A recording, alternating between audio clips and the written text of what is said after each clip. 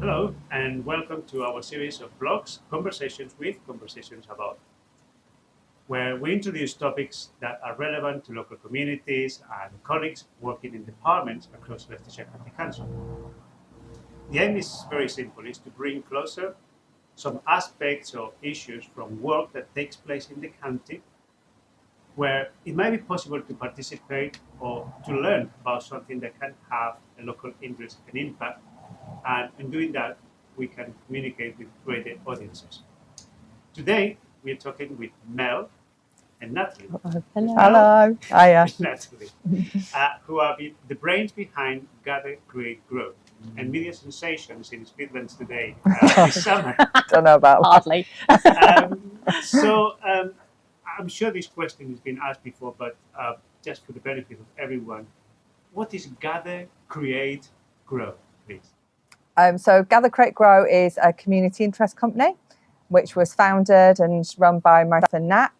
And we design and deliver creative textile art projects with the purpose of improving mental health, reducing feelings of isolation, and building more supportive, connected communities. And as part of that, we run 3 community groups every week. 2 of those are a group called Cosby Crafters, which is a drop-in group for adults. And the third one we run each week is Create and Grow Club. And that's a group that's specifically to support adults who are having mental health challenges. And we help to support them via various kind of creative textile activities and therapeutic techniques. So you have almost answered all my questions I had there, but it's great. You give me the time to ask you something as well.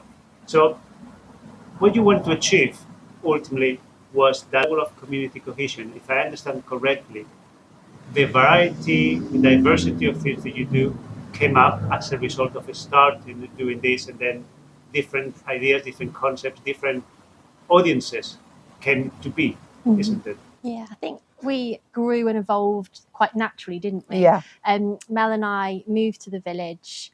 I moved here 10 years ago now. We didn't know anyone in the village, and we met. I took on the allotment plot next to Mel. That's how we met and realised we had a lot of the same interests in common, also from creative backgrounds, and we're just looking for ways to meet people. Mel, you particularly sort of felt quite isolated, didn't you? Yeah, and I'd experienced anxiety because of that.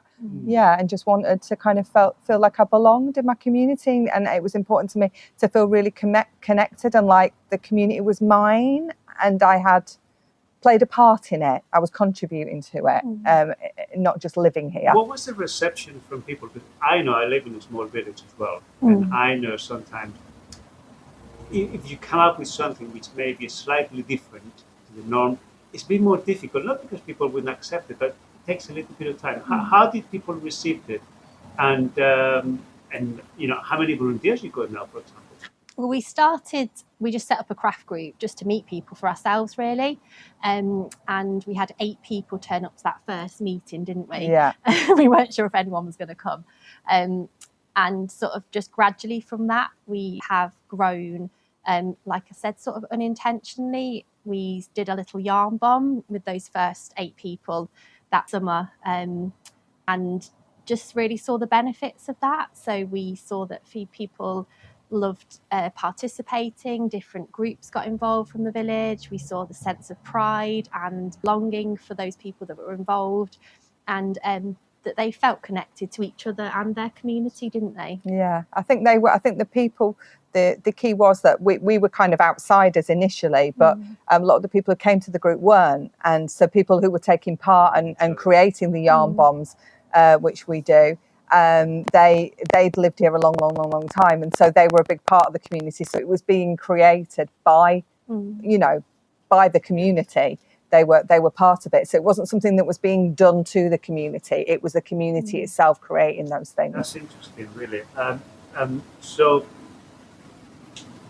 from your both point of view, what is the most rewarding part of the project in general? I know you have, as you said, many different little aspects which are as a result of the project itself, but what is the most rewarding thing of the whole project? I think it's in the little things, Yeah, the rewards. It's the people at the heart of it, isn't it? Yeah. And like we soon realised that it had real benefits for mental health and well-being for people who were joining in with that, and just seeing how some people connect with each other, made friendships that then went beyond just coming to that group each week. Built support networks, Yeah. didn't they? Or learnt new skills, created something that then was put out there that other visitors came and it was celebrated, and that something that maybe they'd done behind closed doors for years, or a new skill that they'd only just learnt maybe. They produced something and put it there, and their sense of achievement and pride at that being celebrated by people coming. So I think it's in all the small moments where you see that a difference has been made to one individual. That's where we've won awards and things. We've won, and they're great. But it's actually in the small day-to-day moments. We were talking before, and I would like to bring that up now because it's quite interesting, the approach that you have had so far. Often people create a group and everyone does it in a volunteer basis and depending on the availability. But we're talking about, I think part of the success is that you had a slightly different approach, isn't it? Where you went for what is called a community interest company, which is a mixture between a business but also with community purpose and with community aims, and you still have some charitable. How much of a difference that has made going from that type of organization in relation to A, getting more people involved, but B, being able to have some level of, I guess, decision making and vision and planning? Yeah, it's made it sustainable, hasn't it? Yeah. We did it entirely voluntarily for 2 years. Yeah. And it was growing and growing and growing, and to such a point where by the time we'd come out of the other side of the pandemic, it had become a full-time commitment, and we could no longer sustain that unless we were going to make that our work. And we've continued to kind of build. Don't get me wrong, it wasn't like then overnight we made that decision and we were getting paid. Yes.